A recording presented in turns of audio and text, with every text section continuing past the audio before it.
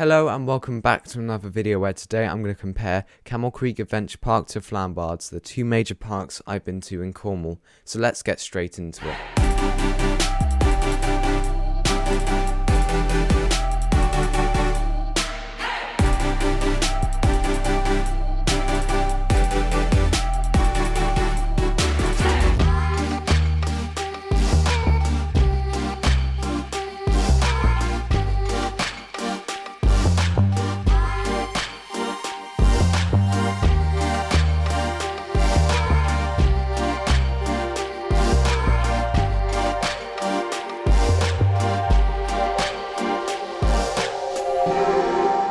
So quickly, this is not a totally fair comparison as they're both designed for different ages. Camel Creek for younger families and Flambards for older ones, so at the end I'll bear that in mind when I make my conclusion. So let's start with the locations. Now Camel Creek is in the northeast of Cornwall compared to Flambards that's in the southwest, so this factor just depends on where you're staying.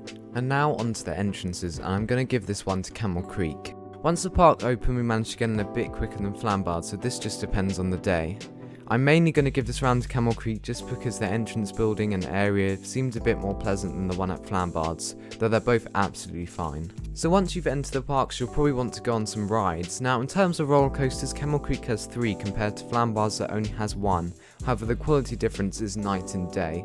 The Hornet at Flambards is way better than any of the 3 at Camel Creek, with its great first drop and interesting layout compared to the simple one that Airbender has at Camel Creek, their most thrilling coaster.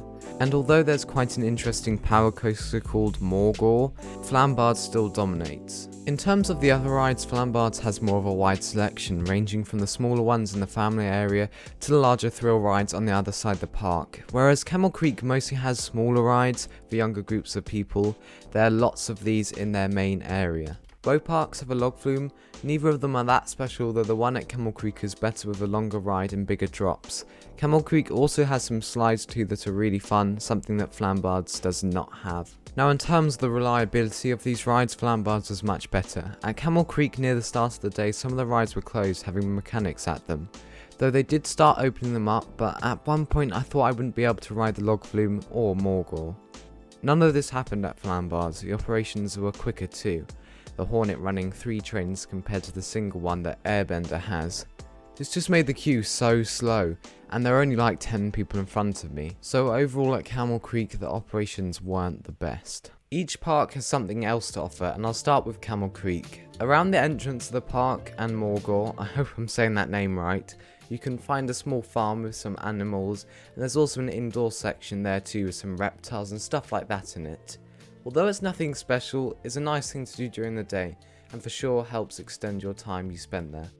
On the other hand, Flambards offers something very different that's indoors. This is where you can find the Victorian Village and Britain and the Blitz exhibitions that are incredible. The amount of detail put into it all is amazing, with the scale of it adding to the experience. Like, it's one of the most interesting museums I've been to, with sections where you go downstairs, through alleyways and down streets. And the Blitz exhibition is similar too. Although the small farm at Camel Creek is okay, I think that this is much better and will take up more time during your day. For food and drinks, both parks have a few cafes and restaurants you can go to, though I didn't have any proper meals there so it's hard to say which is better.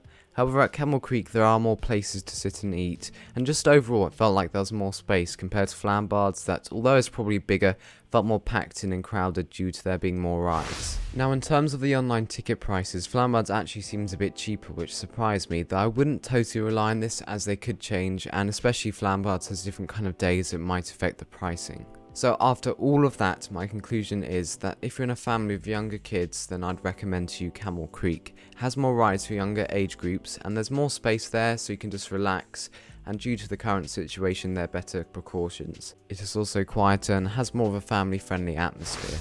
Though overall Flambards is better for what you pay for and has a wider range of attractions, I pull over Camel Creek due to the exhibitions and having more rides. On one side of the park there's a kids area, and on the other side there's some really thrilling flat rides, and Hornet is an awesome family coaster.